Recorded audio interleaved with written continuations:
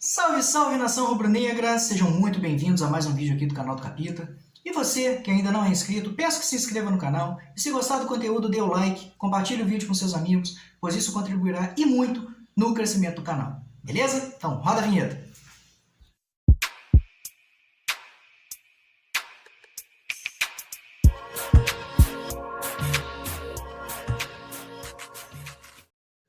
Bom dia, pessoal! Primeiramente, queria que vocês soubessem que é muito difícil para mim gravar vídeos após uma derrota do Flamengo e mais ainda após a perda de um título importante, que era o título de Libertadores, jogando da forma que jogamos.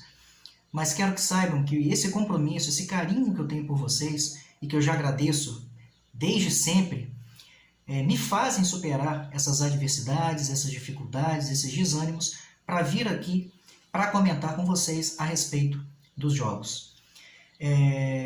Inicialmente, meus parabéns à Sociedade Esportiva Palmeiras. Foi o time que jogou com uma aplicação tática maior, com uma maior concentração. Foi o time que deu para ver no semblante dos seus jogadores que entrou para conquistar, que entrou para jogar, que entrou com uma entrega muito grande, um nível de concentração muito grande, uma aplicação tática, independente da forma do sistema usado pelo seu treinador. Foi efetivo, ficou provado. Palmeiras, com todos os méritos e com toda a justiça, conquistou o tricampeonato da América. Agora vamos falar do nosso time, do nosso clube, Clube de Regatas do Flamengo. Pessoal, me causa até uma grande frustração entender, ver como que o time do Flamengo entrou para encarar essa partida de ontem. Parecia que o Flamengo entrou para disputar um jogo qualquer de Campeonato Brasileiro, um amistoso, uma Florida Cup que não vale nada. É impressionante como que o time comete os mesmos erros, sejam em jogos que não valem muita coisa, sejam em jogos importantíssimos como o de ontem.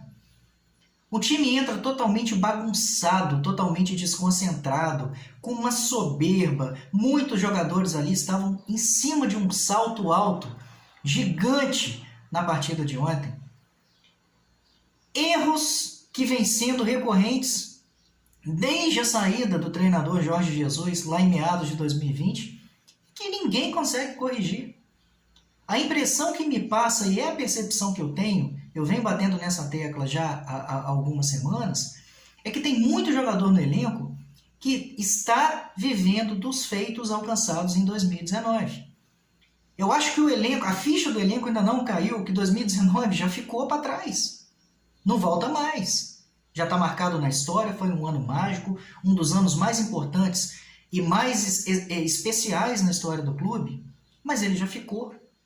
Nós estamos no final de 2021, já adentrando no ano de 2022. Quer dizer, daqui a pouco já está fazendo 3 anos das conquistas.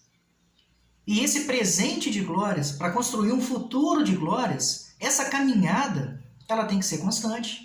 E eu não vejo essa constância hoje dentro do elenco do Flamengo. Ah, Capita, mas o Flamengo perdeu o jogo ontem porque o Palmeiras aproveitou 2 erros do Flamengo, uma entregada do Andreas, um erro de posicionamento do Arão.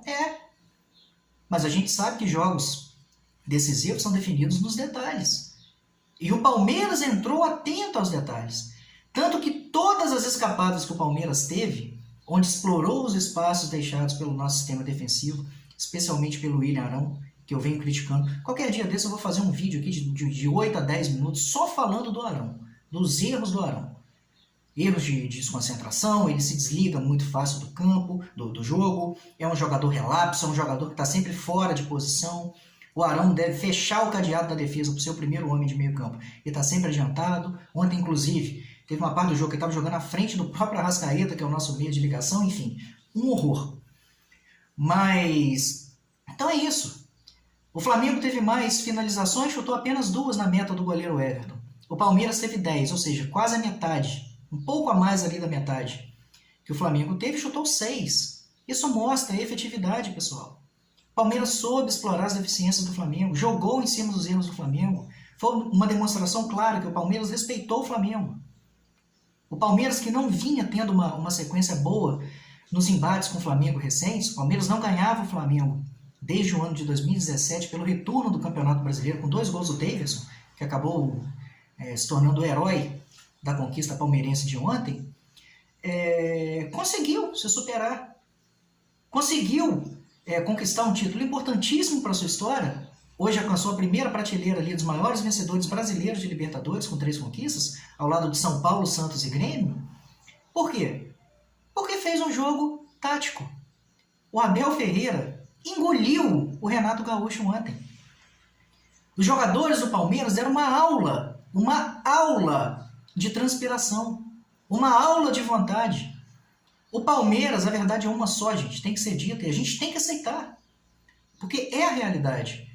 O Palmeiras, na minha opinião, controlou o jogo inteiro. O Palmeiras, quando quis ficar com a bola pressionando o time do Flamengo no seu campo de defesa, conseguiu.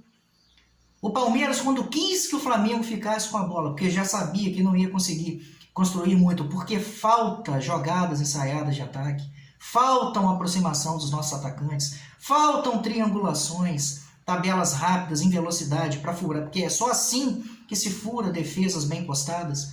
Ele sabia que o Flamengo não ia fazer. O Flamengo, nos últimos anos, pelo menos na última temporada e meia, desde a saída do Jorge Jesus, vem se mostrando um time com pouco poder de criação. Vem se mostrando um time que está jogando mais com nome. E isso não ganha jogos, e principalmente campeonatos importantes. Se você não entregar dentro do campo, não buscar de verdade furar defesas, ficar só dando toquinho para um lado e para o outro, o Flamengo jogava assim, era um arco. O Flamengo entrou com o seu modo banana e com o seu modo arame liso ativado. O Flamengo não agrediu a meta do Palmeiras. Perdeu inúmeros gols por falta de concentração do senhor Gabigol, que tem que ser dito. Bruno Henrique muito abaixo. Everton Ribeiro, mais uma vez, uma partida desastrosa, lastimável, até certo ponto constrangedora. O Ilharão, como eu já disse aqui, no mundo da lua, parece que ele joga um jogo paralelo. O Isla também sumido, enfim, vários erros coletivos, vários erros individuais que custaram caro, custaram a perda de um título importante da forma que foi, por um adversário que tem uma torcida que hoje vai tripudiar de nós, da gente, e com toda a razão. E nós, torcedores flamenguistas, temos que ser dignos, temos que ser nobres e aceitarmos as brincadeiras. Porque zoamos, tripudiamos os palmeirenses, vínhamos tripudiando os palmeirenses há pelo menos 4 anos. Então agora, mais importante do que saber ganhar é saber perder. Então que levemos na esportiva, na paz, com amizade, sempre rindo, porque são brincadeiras válidas e essa é a graça do futebol. É isso que faz o futebol ser esse esporte tão apaixonante, tão vibrante que é. Com relação ao técnico Renato Gaúcho, eu me arrisco a dizer aqui que ele não passará de amanhã. Acredito que a diretoria fará uma reunião de emergência até para definir se ele continuará ou não até o final dessa temporada. Como vocês sabem, ainda restam 4 partidas a serem feitas pelo Campeonato Brasileiro. Eu, na minha opinião, já rescindiria de imediato com ele. Não é um treinador que irá acrescentar mais absolutamente nada ao time, ao elenco.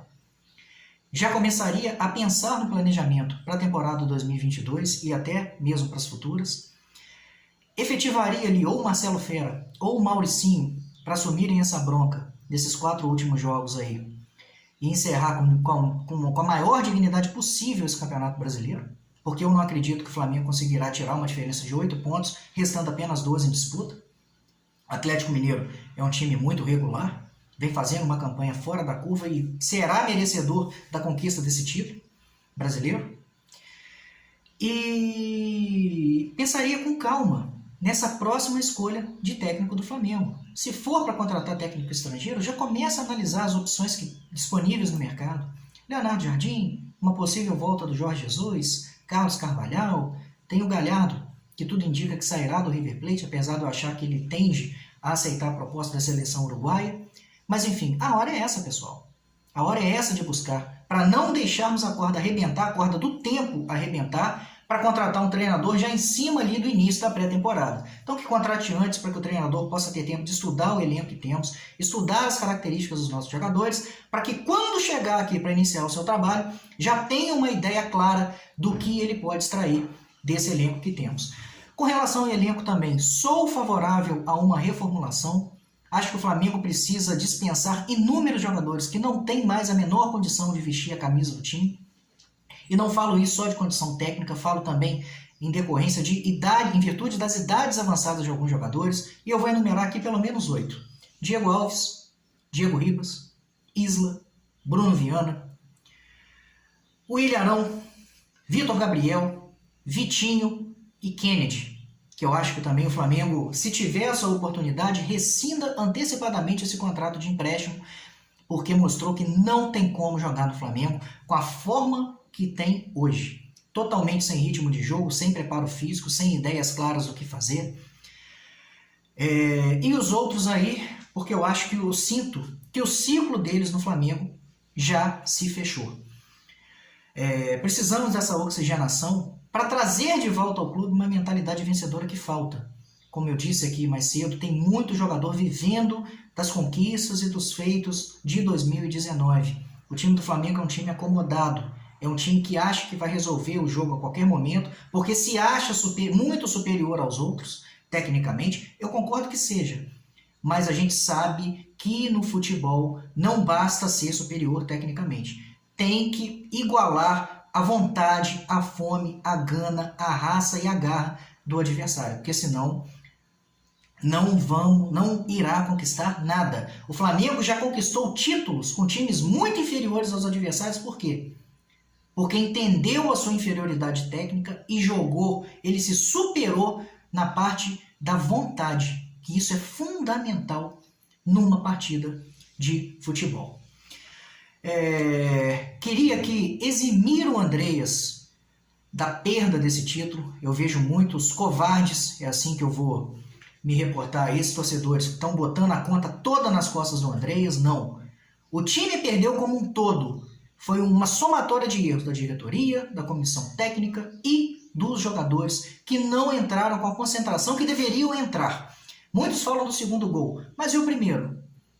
A pergunta que eu faço para você é a seguinte: onde estava o William Arão no gol do Rafael Veiga? É muito fácil criticarmos um garoto, um jogador com valor enorme, que na minha opinião, até cometer aquele erro, era um dos melhores jogadores do time. Então é injusto demais, pessoal. É injusto demais essa covardia com o Andreas Pereira. Tá certo? Então é isso, pessoal. Essas eram as minhas opiniões. Peço que vocês deixem aqui nos comentários a opinião de vocês a respeito da partida. O que vocês acham que o Flamengo deva fazer agora? Eu espero que a diretoria tire essa derrota, esse ano muito ruim, esportivamente falando, em matéria de conquistas de títulos importantes, como lição para que evite cometer esses erros que o Flamengo vem cometendo, repito, desde a saída do Jorge Jesus. Deixe aqui nos comentários o que vocês acham. Deixem aqui nomes de treinadores que vocês acham que seriam interessantes para chegarem aqui no Flamengo e levarem novamente, elevarem esse nível de atuações para que o Flamengo volte a ocupar aquele posto de outro patamar novamente. Tá certo? Então é isso, pessoal. Muito obrigado aí pela companhia de vocês. Tamo junto e até a próxima. Fui!